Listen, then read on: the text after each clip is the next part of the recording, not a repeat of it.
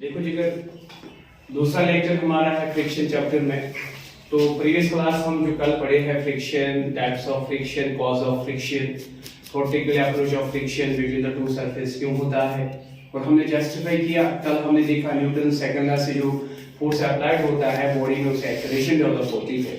लेकिन जब एक बॉडी स्लाइड और roll over the surface of other body करती है तो वहां हम अप्लाइड फोर्स जो फ्रिक्शन देखते हैं वो बराबर वैल्यू से नहीं निकलती है। यानी जो मेजरमेंट हमें चाहिए था एक्सेलरेशन बराबर फोर्स अप्लाइड और force net, you can say force applied to the mass, लेकिन हम ऑब्जर्व करते हैं यहाँ से जो वैल्यू एक्सेलरेशन का बराबर नहीं निकलता है, ये वैरी करता है। ये वैरी क्यों करता है? क्योंकि हमें पता चलता है यहाँ से दो सरफेस जब आपस में होती है उनमें मोशन रिलेटिव होती है तो उनके बीच में एक फोर्स डेवलप होती है जो हमेशा रिलेटिव मोशन को अपोज करती है, उसका नाम फ्रिक्शन है। तो फ्रिक्शन यहाँ से वजूद में आता है। कल के क्लास हम आपको जल्दी से बता रहे हैं। बाद में हमने देखा फ्रिक्शन अपोज, इसलिए हमने कहा फ्रिक्शन अपोजिशन है जो ऑफर करती है दो बॉडीज आपस में, जब वो आपस में मतलब होती है इन रिलेटिव मोशन, आपस में रिलेटिव मोशन होती है जब वन बॉडी रोल और स्लाइड करती है over the surface of other body. तो ये फ्रिक्शन हम दो तरह से देखते हैं। दो बॉडीज रिलेटिव मोशन में होती है दो कंडीशन में, या तो एक बॉडी पे अप्लाइड फोर्स होगी लेकिन वो मोशन नहीं बनाता होगा, यानी दूसरी सरफेस के ऊपर वो अभी भी मौजूद है रेस्ट में अप्लाइड फोर्स होने के बावजूद भी, तो हम कहते हैं इस टाइम जो इस अप्लाइड फोर्स को कैंसिल इक्वली करता है अपोजिट में, opposite the intention of motion, उसको हम कहते हैं फ्रिक्शन। लेकिन बॉडी रेस्ट में तो हमने कहा उसको स्टैटिक फ्रिक्शन। और काइनेटिक फ्रिक्शन हम आज बात करते हैं जब बॉडी मोशन में आती है, रिलेटिव मोशन करती है body over the surface of other body, उस टाइम जो मोशन को अपोज करने वाली फोर्स है वो फ्रिक्शन है, नाम है काइनेटिक। लेकिन स्टैटिक फ्रिक्शन को हमने कल डिफाइन किया, डिस्कस किया। धीरे धीरे हम इसकी और कुछ बातें डिस्कस करते रहेंगे बेटा। तो सबसे पहली बात आपने देखा स्टैटिक फ्रिक्शन जो होती है ये होती है सेल्फ एडजस्टिंग, ये होती है सेल्फ एडजस्टिंग, मतलब इसका वैल्यू फिक्स्ड होती नहीं है। जब हम बॉडी पे अप्लाइड फोर्स लगाते हैं शुरू में कम लगाते हैं तो बॉडी मोशन नहीं बनाती है। सपोज ट्रॉली पे हमने अप्लाई किया फोर्स ऑन द ग्राउंड और ऑन द रोड, तो ट्रॉली धीरे धीरे अप्लाइड फोर्स से नहीं चलती है। हम धीरे धीरे फोर्स बढ़ाते चले जाते हैं, ट्रॉली फिर भी हमें दिखती है मोशन नहीं बनाती है। तो दैट मींस जितना हम फोर्स बढ़ाने जाते हैं उतना उसका अपोजिंग फ्रिक्शन स्टैटिक फ्रिक्शन बढ़ता है। इसलिए स्टैटिक फ्रिक्शन सेल्फ एडजस्टिंग है, ये अप्लाइड फोर्स को कैंसिल करता है। कब तक? जब तक इसका वैल्यू मैक्सिमम होता है। मैक्सिमम कब होगा इसका वैल्यू? जब बॉडी में ability to oppose the motion completely maximum हो जाएगा, जब वो फ्रिक्शन मैक्सिमम हो जाएगा उसको हम कहते हैं लिमिटिंग फ्रिक्शन। क्या कहते हैं? Limiting friction. तो इसलिए हम कहते हैं स्टैटिक फ्रिक्शन जब मैक्सिमम होती है तो उसको हम कहते हैं फ्रिक्शन लिमिटिंग। तो इसलिए हमने कल कहा आपसे बेटा static friction self adjusting friction है, इसकी वैल्यू जीरो हो सकती है या जीरो से ज्यादा, या जीरो से जीरो हो सकती है या जीरो से ज्यादा, या इसकी वैल्यू कम हो सकती है, या वैल्यू इसकी कम हो सकती है, या बराबर हो सकती है, या बराबर हो सकती है। किसको? फ्रिक्शन मैक्सिमम स्टैटिक को, जिसका नाम लिमिटिंग फ्रिक्शन है। yes. तो अगर हम इस बात को ध्यान में रखेंगे बिल्कुल सही बात है।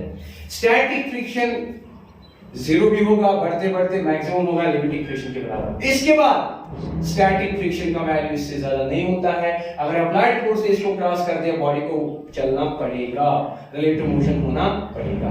कल हमने देखा फ्रिक्शन बिटवीन टू सरफेस होती है, वो सरफेस ऑफ कांटेक्ट की एरिया पे डिपेंड नहीं करता है, वो नेचर ऑफ सरफेस पे डिपेंड करता है, साथ में weight force on the surface पे डिपेंड करता है। इसलिए हमने कहा कल हमने कल मेजर किया फ्रिक्शन का जो सेल्फ एडजस्टिंग वैल्यू है मेजरेबल वो लिमिटिंग वैल्यू पे होता है, मैक्सिमम केस होता है। और इसलिए हम कहते हैं लिमिटिंग फ्रिक्शन जो होती है हमने कल मेजर किया। हमने देखा ये नेचर ऑफ बॉडी यानी सरफेस पे डिपेंड करता है, ये बॉडी की कांटेक्ट एरिया पे डिपेंड नहीं करता है, ये वेट फोर्स पे डिपेंड करता है। हमने कल कहा it is proportional to the normal reaction NRR। फिर हमने यही कहा आपको लिमिटिंग फ्रिक्शन बराबर होता है constant of friction between the two surfaces which decides the nature of two surfaces in contact, that is called the coefficient of friction. In limiting case called as limiting और static coefficient μs, means static coefficient of friction between the two surfaces multiple normal relations। और हमने कल कहा μs is coefficient of static friction और coefficient of limiting friction, और इसका value कहां से मिलता है? एक्सपेरिमेंटली वैल्यू पे मिलता है। और किस चीज पे डिपेंड करता है? ये खाली डिपेंड करता है nature of surface in contact पे, उनके एरिया पे डिपेंड नहीं करता है, और ये डिपेंड करता है नॉर्मल रिएक्शन पर। श्योर? Any confusion? तो बेटा ये बातें हमने कल धीरे धीरे आपसे जोड़ी है और जोड़कर हम आज स्टैटिक के बाद काइनेटिक पे बात करते हैं। लेकिन धीरे धीरे सबसे पहले हम कुछ न्यूमेरिकल स्टैटिक फ्रिक्शन की बनाते हैं। इसमें हम कुछ न्यूमेरिकल अप्रोच सीखते हैं कि क्या होगा बॉडी को अगर उसके पास ऐसा वैल्यू होगा, स्टैटिक फ्रिक्शन कितना होगा और क्या बॉडी एक्सेलरेट करेगी या, यानी हम बात बनाते हैं यहाँ पे बेटा छोटी मोटी न्यूमेरिकल सेंसेबल पॉइंट से। न्यूमेरिकल नंबर 1, अगर हम आपसे कहेंगे एक ग्राउंड की सरफेस है, एक बॉडी है, ये बॉडी कुछ मास 3 kg से है, श्योर? अगर ये बॉडी कुछ मास 3 kg से है तो चलिए इस पे हम लगाते हैं नियर अबाउट 4 न्यूटन का फोर्स और ये बॉडी ऑन द सरफेस पहले रेस्ट में थी तो हमेशा स्टार्ट से ही फ्रिक्शन आएगा स्टैटिक फ्रिक्शन के नाम से, मतलब एडजेसिव फ्रिक्शन के नाम से। उसका जो मैक्सिमम केस होता है उसको हम कहते हैं लिमिटिंग फ्रिक्शन और इस सरफेस के कंटेंट का नेचर डिसाइड करता है कोएफिशिएंट ऑफ फ्रिक्शन।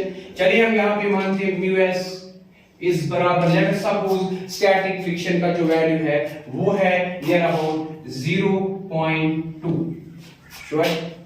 और हम यहां से कहते हैं आपको फाइंड, बेटा कर लो find friction static means limiting friction, because static friction कभी मेजर नहीं होता है, limiting case it is to be measure, है ना बेटा? स्टैटिक यानी फाइंड फ्रिक्शन है, कैसे फाइंड फ्रिक्शन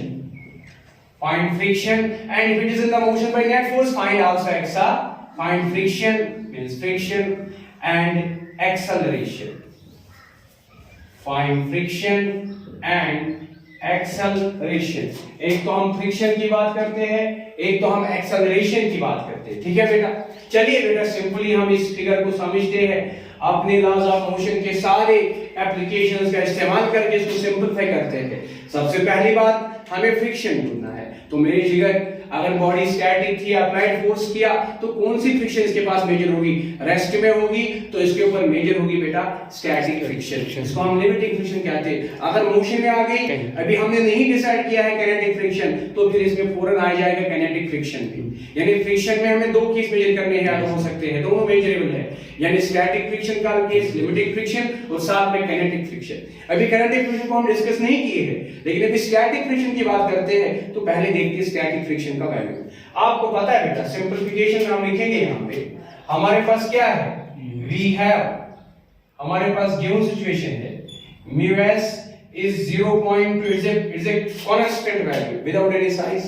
तो आप देखिए इस पे फोर्स अप्लाइड जो है, नेट फोर्स नहीं कहेंगे, अप्लाइड फोर्स कहेंगे, वो है 4 न्यूटन, श्योर? बॉडी का जो मास है वो 3 kg है, बराबर है। सो सबसे पहले बॉडी जो थी रेस्ट में थी, सबसे पहली बॉडी जो थी तो इनिशियली बॉडी की सिचुएशन रेस्ट थी, इनिशियली बॉडी रेस्ट में थी। अगर इनिशियली बॉडी रेस्ट में थी बेटा तो फिर आप खुद बताइए कौन सी फ्रिक्शन मेजर होगी? सेल्फ एडजस्टिंग फ्रिक्शन, और उसको हम कहते हैं मैक्सिमम केस में limiting. So whenever we measure static friction always is measured in the maximum case called as limiting friction। so we इस केस में हम कहेंगे फ्रिक्शन लिमिटिंग बराबर μs into rrn, normal reaction. चलिए बेटा इस बॉडी को बनाते हैं यहाँ FBD, free body diagram. Free body diagram में देखेंगे एक तो इस बॉडी का मास 3 kg है तो लगता है इसको वेट फोर्स 3g, एक तो नॉर्मल रिएक्शन n और r लग रहा है स्पेस के बदले में, एक तो इसको अप्लाइड फोर्स यहां काम करता है 4 न्यूटन, एक तो यहां फ्रिक्शन सेल्फ एडजस्टिंग काम कर रही है। ये लगने वाले सारे फोर्सेस है बॉडी पे। लेकिन आइए हम देखते हैं यहाँ पे कितना है नॉर्मल रिएक्शन, यहां से पता चलेगा। तो नॉर्मल रिएक्शन यहाँ पे कितना है, जितना 3g है। तो बेटा इस वैल्यू को यहां पुट आउट करो 0.2, तो ये फ्रिक्शन का वैल्यू कितना मिलेगा आपको? ये फ्रिक्शन का वैल्यू μs का कितना वैल्यू 0.2 मल्टीप्लिकेशन r के बदले 3g, r के बदले तो that is 3 into g, g is approximately 10। Point खत्म हो गया 10 के साथ, बिकॉज़ डेसिमल खत्म हो गया 10 नीचे आएगा। तो आपका जो वैल्यू फ्रिक्शन का लिमिटिंग केस है 3 multiple 2 that is 6 न्यूटन इसका लिमिटिंग फ्रिक्शन, यानी मैक्सिमम अपोज कर सकती है 6 न्यूटन।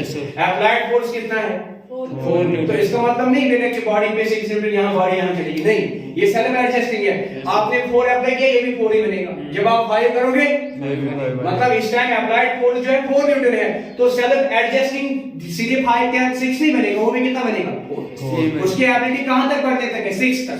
तो अगर यहां से अप्लाइड 1 2 3 4 पे गए, वहां से 1 2 3 4 तक गया, और वो कहां तक जा सकता है 6 तक। 6 के बाद अगर ये 7 होगा या 6.1 होगा, बॉडी को मोशन आएगी। तो आप और मेरा सवाल, बॉडी कब मोशन करेगी?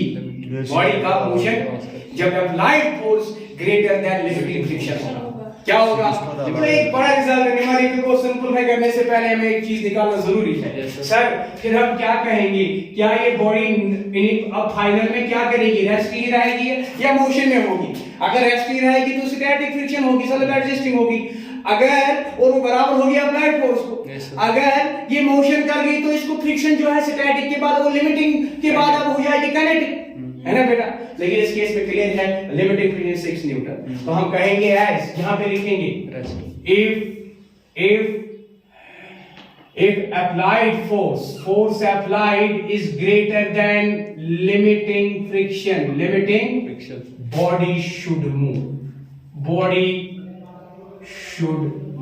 body पे जरूरी motion, the body should have a motion। ये एग्रीमेंट है क्या? when applied force is greater than limiting friction value। तो ताकि मतलब क्या हो जाएगा? ताकि मतलब क्या हो यार? ताकि मतलब को सिंपली जब था इस ध्यान yes also if applied force is less or equal to what? Friction limiting, very nice, friction limiting, body should be at rest, body should be at rest। तो बॉडी का रेस्ट डिस्टर्ब नहीं होगा। तो आप खुद देखिए आपका केस क्या है। लिमिटिंग फ्रिक्शन कितना है? अप्लाइड फोर्स कितना है? यहां लिखेंगे since friction limiting is greater than force applied, so body continues rest, so body continues, ये होगा yes continues its rest, body के rest situation continue, hence body rest क्या है? ऐसे उसका major acceleration of the body circles आए 0 circles आए 1 से नहीं आ रहा, 1 से पीस होगा। ये जगह तरन फिक्री फोर्स बराबर ये मिस एले के एक्सेलरेशन 0 सब दे दिया, इलेस ये बराबर clear? Yes. Any confusion? Any problem? I got this. Please pause video for 1 minute.